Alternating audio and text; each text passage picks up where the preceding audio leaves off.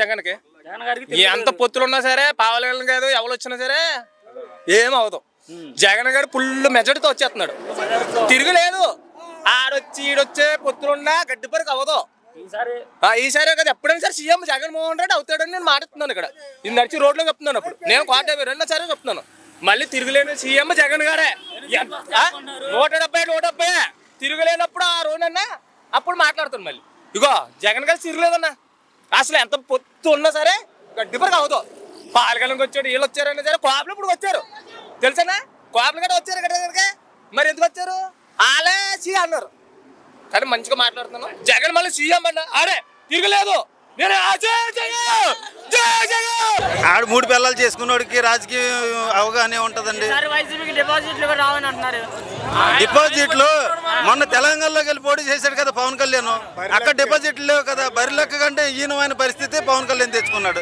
సినిమాలో పవన్ కళ్యాణ్ అంటే హీరో. నేను పవన్ కళ్యాణ్ అభిమానినే. పొలిటికల్లో జీరో. సింహం పట్టు నుండి పుట్టుకొచ్చాడు జగన్మోహన్ రెడ్డి. ఆయనకి రాజకీయ అవగాహన ఉంది. ఈడవడండి పవన్ కళ్యాణ్. నేను 2009లో మెగాస్టార్ చిరంజీవి గారికి ప్రజారాజ్యం తరపున మేము చేసాం.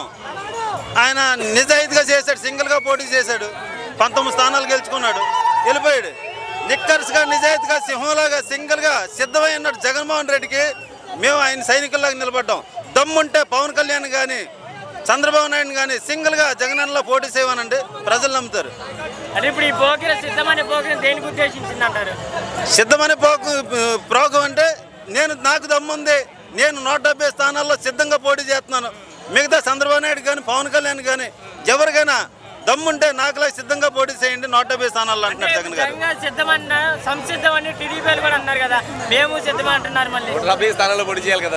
సంసిద్ధం అన్నాడు ఎవడైనా సరే జగనన్నలాగా 170 స్థానాల్లో పోటీ చేసి మాట్లాడాలి. సింగిల్గా పోటీ చేసి సింగిల్గా పోటీ చేయాలి. నేను 100కి దాటిన సీట్లన్నీ తీసుకొని జగన్మోహన్ రెడ్డి సీఎం సీట్లో కూర్చుంటాడండి 100%. ఎందుకంటే పేద ప్రజల గుండెల్లో వెలుసుకొచ్చిన జగన్ అన్నండి ఈయన.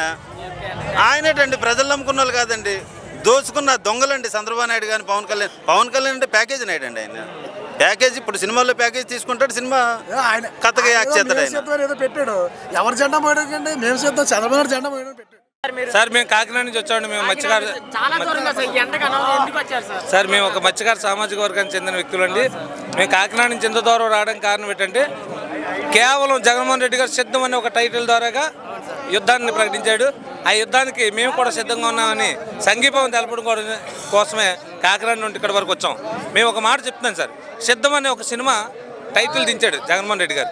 నేను సిద్ధానికి సంసిద్ధం కానీ సిద్ధానికి నేను సిద్ధం కానీ ఇలాంటి మీరు ఎన్ని సినిమాలు తీసినా అది డూప్లికేట్ సినిమాలు అవుతాయి కానీ ఒరిజినల్ సినిమా సిద్ధమే.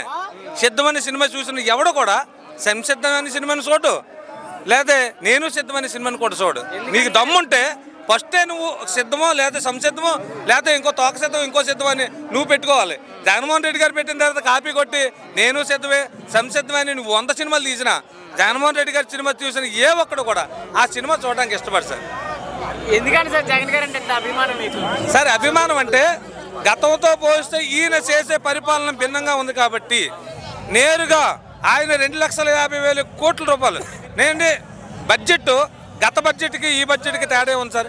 గతంలో చంద్రబాబు నాయుడు టైంలో పెట్టిన బడ్జెట్ కూడా అదే, జగన్మోహన్ రెడ్డి గారు పెట్టిన కూడా బడ్జెట్ కూడా అదే. కానీ 2,50,000 కోట్ల రూపాయలు 5 సంవత్సరాల పరిపాలనలో నేరుగా బెనిఫిషరీ అకౌంట్లో పడింది. పేద ప్రజలు అకౌంట్లో పడింది. ఇక్కడ లెక్కలు ఉన్నాయి. నువ్వు పెట్టే బడ్జెట్కి లెక్కలు లేవు, జగన్మోహన్ రెడ్డి గారు పెట్టే బడ్జెట్కి లెక్కలు ఉన్నాయి. లెక్కలతో సహా ఆధారాలు చూపించాడు. అందుకనే జగన్మోహన్ రెడ్డి గారిని నమ్మే విధంగా గత పాలకులను ఎవరిని కూడా నమ్మడానికి ఈరోజు ప్రజలు ఇష్టపడలేదు. మీరు ఎన్ని ఎత్తులు వేసుకొని ఓట్లు అడగడానికి వెళ్ళినా ఒకవేళ పైకి మీరు వచ్చారని చెప్పి ఒక నమస్కారం పెట్టొచ్చే తప్ప ఓటు రూపాయలు అయితే మీకు రాదు. జగన్మోహన్ రెడ్డి గారికి ఎందుకు పడుతుంది అని అంటే గత 2 సంవత్సరాలు సంక్షోభంతో కూలిపోయింది ఆంధ్ర రాష్ట్రమే కాదు యావత్ ప్రపంచం. కేవలం కరోనా అనే మహమ్మారి మొత్తం పీడించుకు తిన్న టైంలో కూడా ఒక్క సంక్షేమ పథకాన్ని కూడా ఆపలేని నాయకుడు ఎవడని ఉన్నాడంటే ఒక జగన్మోహన్ రెడ్డి గారి మాత్రమే. ఎందుకంటే చంద్రబాబు నాయుడికి జగన్మోహన్ రెడ్డి గారికి ఉన్న తేడా ఏంటంటే ఆయన ఆంధ్ర రాష్ట్రం విడిపోయిన తర్వాత 100 సార్లు దాదాపు 100 సార్లు నేను విన్నానండి స్వయాన. నేను కట్టుబట్టలతో వచ్చేసాం. పసిపిల్లలు నిజంగా విడవబడిన కుటుంబం, మనకి ఎటువంటి ఆదరణ లేదు అని 100 సార్లు చెప్పాడండి. జగన్మోహన్ రెడ్డి గారు ఎప్పుడు కూడా మన కట్టుబట్టలతో వచ్చేసాం, మనం పేద రాష్ట్రం అని కానీ ఏ రోజు అనలేదండి. 2 సంవత్సరాలు కరోనా మహమ్మారి వేధించినప్పుడు కూడా ఒక్క సంక్షేమ పథకం కూడా ఆపకుండా, ఒక్క సంక్షేమ పథకం ఆపినా సరే ఈ పేద ప్రజలు అల్లాడిపోతారు, ఈ పేద ప్రజలు నాశనం అయిపోతారని చెప్పి ఎన్ని ఇబ్బందులని ఆయన అనిపించాడే తప్ప, నాకు తండ్రికి ఉన్న బాధలు 100 ఉంటాయి కానీ పిల్లలకు చెప్పరండి. ఎందుకంటే అసలైన తండ్రి సరైన పెంపకం పెంచే ఏ తండ్రి అయినా సరే తండ్రి పడే బాధ పిల్లలకు చెప్పడు. ఆయన ఎన్నన్నా బాధలు అనిపిస్తాడు కానీ పిల్లలు చక్కగా బతకాలనుకుంటాడు. అదేవిధంగా జగన్మోహన్ రెడ్డి గారు కూడా సంక్షేమం అనే పాలన చేసేటప్పుడు ఒక్క సంక్షేమం వీళ్ళకి తగ్గించిన నా పిల్లలు నాశనం అయిపోతారు, ఇబ్బంది పడతారని చెప్పి ఏ సంక్షేమ పథకాన్ని కూడా ఆపకుండా ఆయన కరోనా టైంలో కూడా నెట్టుకొచ్చాడు. చూడండి, అదొక్కటి చాలండి ఆయనకి యాడ్సప్ చెప్పడానికి. మరి సైకోపాలన చేస్తున్న జగన్ అంటున్నారు కదా పవన్ కళ్యాణ్ గారు. సార్ ఇప్పుడు సైకోలకి అందరు సైకోలే కనబడతారు సార్. పచ్చకామర్లు వచ్చినాడు ఊరంతా పచ్చ కనబడుతుంది అంటే దానికి మనం ఇప్పుడు మేము పేద ప్రజలుగా మేము చూసిన అనుభవాలు గత పాలనలు ఎన్నో పాలనలు చూసాం కానీ ఇటువంటి పాలన మేము ఎప్పుడు చూడలేదు. మరి అలాంటి వ్యక్తిని సైకో అంటారంటే వాళ్ళు సైకోలా, ఈయన సైకోనా? నిజంగానే ఈయన సైకో అయితే ఈరోజు చంద్రబాబు నాయుడు కానీ పవన్ కళ్యాణ్ కానీ ఇలా రోడ్ల మీద తిరిగేవారా? జగన్మోహన్ రెడ్డి గారు సైకో అయితే మాలాటో వాళ్ళందరినీ కుదురుగా ఉంచేవాడా?